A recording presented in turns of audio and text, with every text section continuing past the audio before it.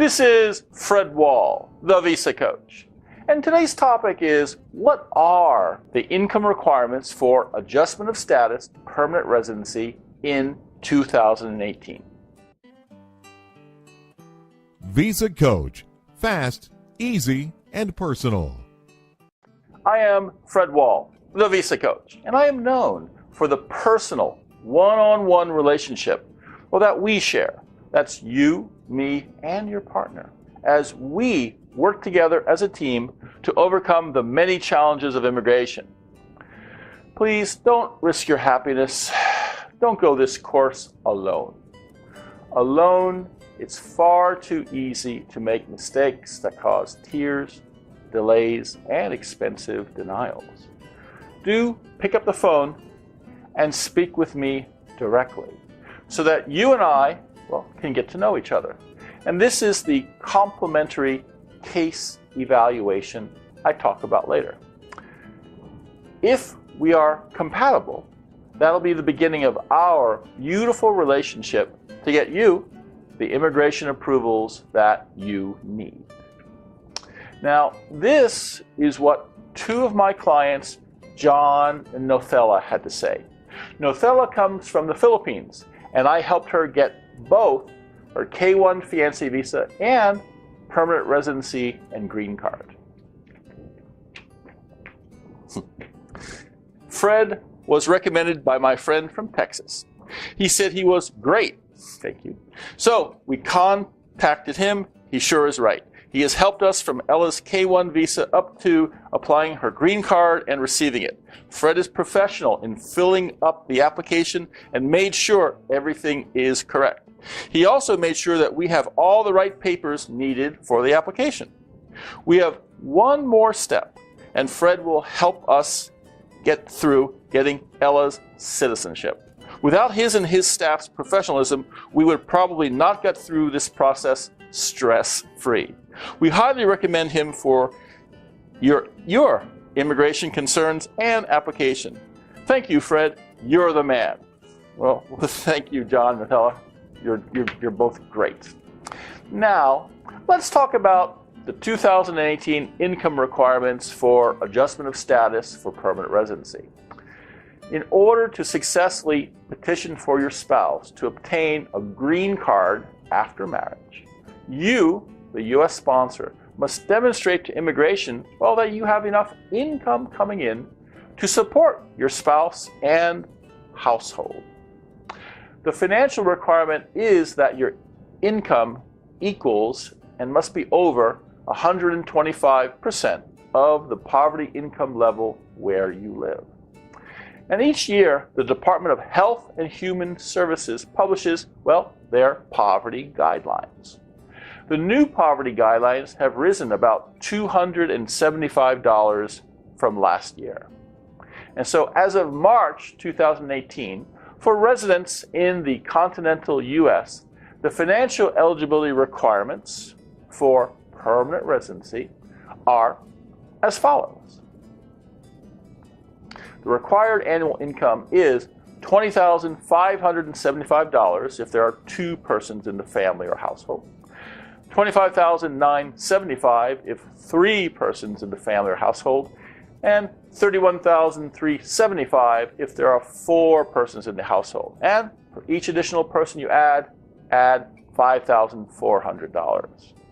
The financial eligibility thresholds are lower for active military and higher for residents of Alaska or Hawaii.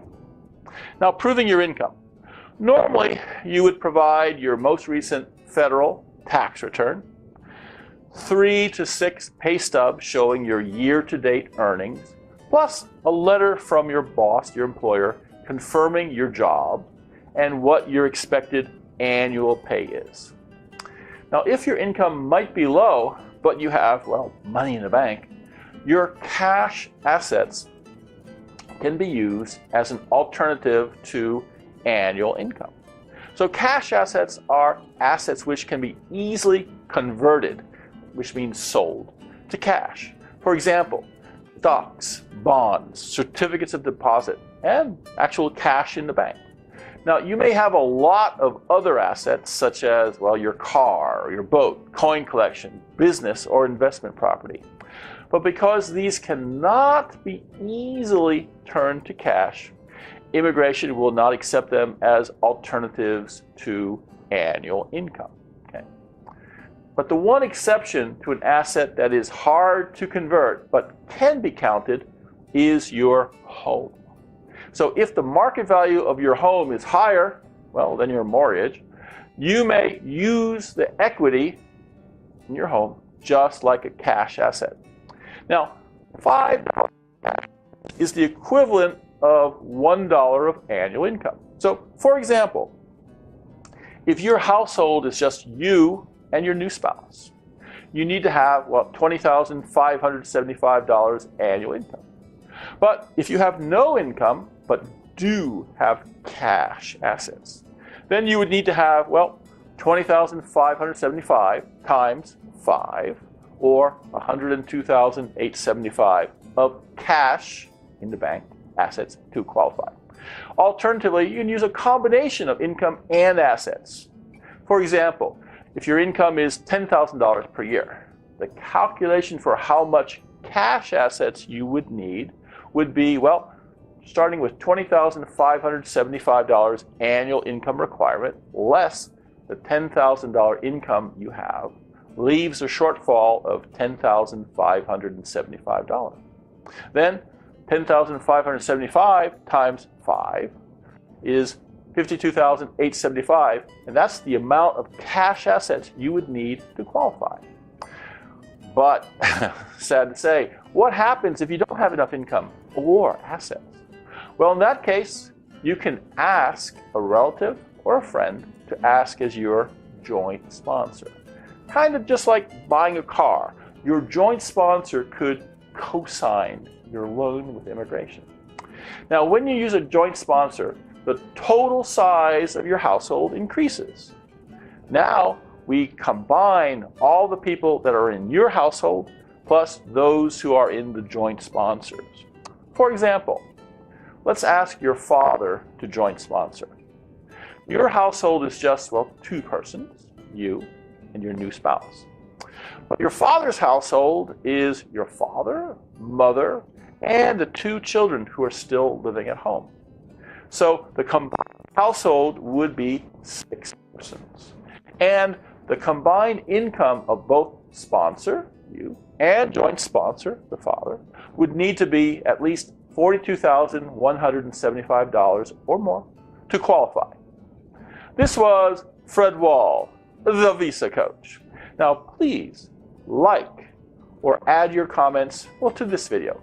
Then go to VisaCoach.com and sign up for the VisaCoach monthly newsletter. Each month it is full of tips and advice on marriage-based immigration. And, well, it's free of charge. And when you sign up, you'll get 2 free ebooks I have written, 120 K1 Visa interview practice questions, and 5 things you must know before starting your visa. Finally, when you are ready to get started, call for your complimentary case evaluation and speak with me directly.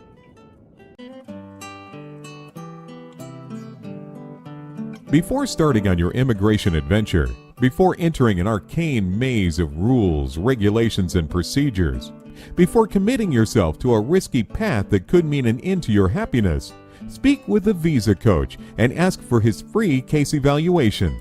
He listens to you to learn the red flags and strengths of your case, your eligibility and goals. He will suggest which visa is right for you, the best strategy to get it, and how soon your love could join you. Visa Coach's friendly advice and support might make the difference between approval and denial, and could save you months or years of loneliness and separation. What have you got to lose? Book your free evaluation today.